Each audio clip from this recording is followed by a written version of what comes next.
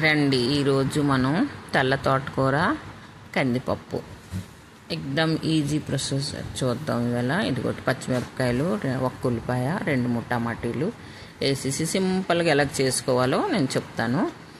ముందు కుక్కర్ పెట్టేసి అందులో నీళ్ళు వేద్దాం. ముందు పప్పుకి 2-3 సార్లు నేను కడిగేసి పెట్టేసుకున్నాను. ముందేను కొంచెం ఒక్క 10 నిమిషాల ముందు మనం నానబెట్టామంటే పప్పు బేగి ఉడుకుతుంది. రెండోది ఏంటంటే మనం కడిగేసి మనం నీళ్ళు పోస్తాం కదా, ఆ మీద దాని పొర అంతా పోతుంది అనమాట.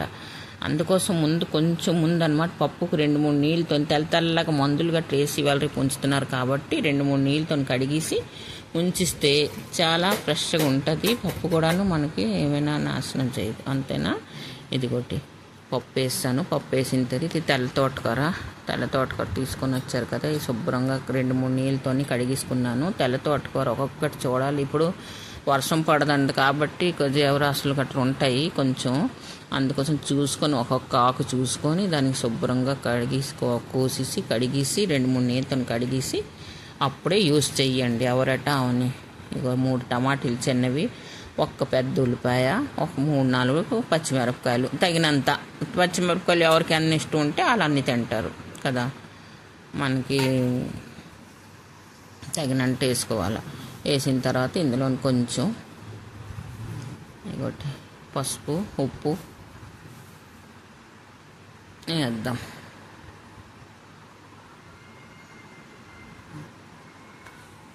కొంచెం ముందు ఒక పెద్ద నిమ్మకాయకి సగం నిమ్మకాయ, ఇంకోటి కొంచెం చింతపండు వేద్దాం ఇందులోని. ఈ ఫ్లేవర్ వస్తుంది చాలా బాగుంటుంది. చింతపండు వేస్తే కొంచెం పుల్ల, మన తెలుగు వాళ్ళందరికీ కొంచెం పుల్లగా ఉంటేనే కదా బాగుంటుంది. ఇవాళ రేపు టమాటీలోని పుల్లదనం కూడా ఉండదు. కొంచెం ఉప్పు, పసుపు తగినంత ఉప్పు వేసేసి ఒక చెంచాడు పప్పు వేసేసి దీనికి మూత పెడదాం. మూత పెట్టిన తర్వాత ఇది 4 సీటీలు, బొత్తిగా ఇంకా 5-6 సీటీలు చేసి ఇవ్వకండి. ఎందుకన్నారంటే తక్కువ సీటీలుగా కొంచెం తక్కువగా ఉన్నాయంటే అది ఆకు గట్ట కనిపిస్తుంటుంది, బాగుంటుంది. తోటకూర చాలా మంచిది ఒంటికి అనమాట, రక్తం పెంచుతుంది అనమాట. మనం ఈ రూపంలోనే తినొచ్చు. రొట్టెలో పిండిలో వేసేసి కలిపేసి రొట్టెలు చేసుకుంటున్నారు. దీని తర్వాత తోటకూర కూడా వండుకుంటాము. పనుల పప్పులో వేసుకొని ఎప్పుడు పడితే అప్పుడు తింటే చాలా మంచిది శరీరంకి అనమాట. ఇది ఒకటి అయిపోయింది. దీనికి ఇప్పుడు మెదిపిద్దాం అనమాట. మెదిపిస్తే ఇది ఇప్పుడు వేడిగా ఉన్నది, చల్లబడితే ఇంక చెక్కబడిపోతుంది. మెదిపిన తర్వాత దీనికి ఇప్పుడు మనం తాలింపు పెట్టిద్దాం. అయిపోయింది. నేను 4 సీటీలు పెట్టేసరికి నా కుక్కర్లోనే అయిపోయింది. మీరు మీ దీంట్లో ఎన్ని సీటీలకు అవుతుందో మీరు చూసుకోండి. విసలో ఎన్ని సీటీలోనే అవుతుంది. ఇప్పుడు వేడిగా ఉందని ఇలా కనిపిస్తుంది, చల్లబడితే కొంచెం చెక్కబడిపోతుంది. తాలింపు పెడదాం రండి. బాండీ పెడుతున్నాను. దీంట్లో కొంచెం ఆవాలు, జీలకర్ర, ఎండుమిరపకాయలు వేసేసి తాలింపు పెడదాం. కొంచెం నూనె అప్పుడా లేపాను, ఆ నూనె వాండీలో ఉన్నది. మరి కొంత నూనె వేస్తున్నాను. కొంచెం నూనె వేసేసి ముందుగంట ఆవాలు, జీలకర్ర,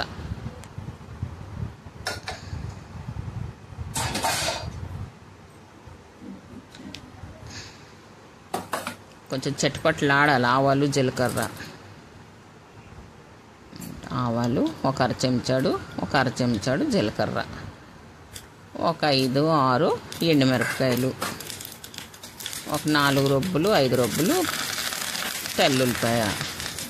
తెల్లుల్లిపాయకి తొక్క తీసేసి శుభ్రంగా కొట్టేసాను. దాని తర్వాత కరివేపాకు, ఇవన్నీ శుభ్రంగా వేగిపోవాలి. వేగిన తర్వాత వెంటనే దాంట్లో మనం తిరగేసేసి వెంటనే మూత పెట్టాలి. తాకి ఆ ఫ్లేవర్ మీదకి వెళ్ళిపోకుండా నా ఫ్లేవర్ అంతా పప్పులో ఉన్నట్టు మనం వెంటనే మూత పెట్టేయాలి.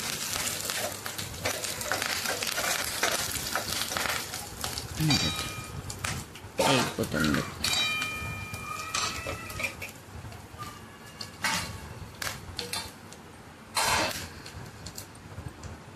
ఇప్పుడు దీంట్లో వేసేసి దీనికనమాట మూత వెంటనే పెడతాను.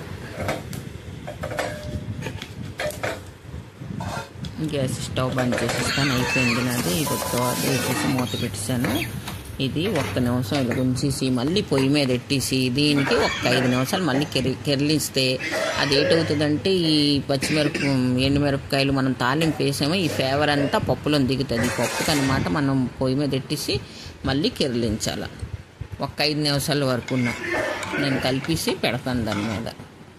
2 అయిపోతుంది కదా, ఇతని రోజున కూడా పెట్టిస్తాను.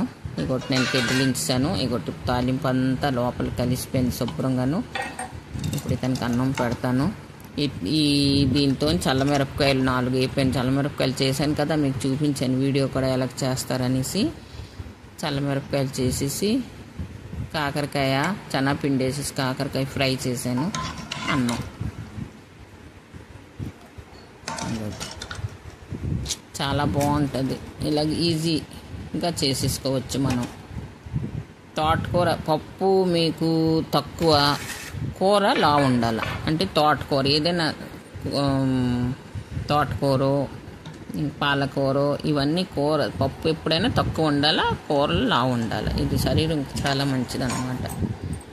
ఇదిగోటి దీంతో చల్లమిరపకాయలు వేసేసుకొని శుభ్రంగా నంచుకొని ఇది రండి, మీరు కూడాను టేస్ట్ చూడండి. ఇలాగ నాలాగా చేసుకొని మీరు చేస్తారా లేదా కమెంట్ చేయండి, లైక్ చేయండి, సబ్స్క్రైబ్ చేయండి. ముందు నాకు తీసుకుని వెళ్ళండి. మీ ఆశీస్సులు నా మీద ఉంటాయనేసి నేను అనుకుంటున్నాను. పెద్దోళ్ళందరూ నాకు ఆశీర్వాదం ఇవ్వండి.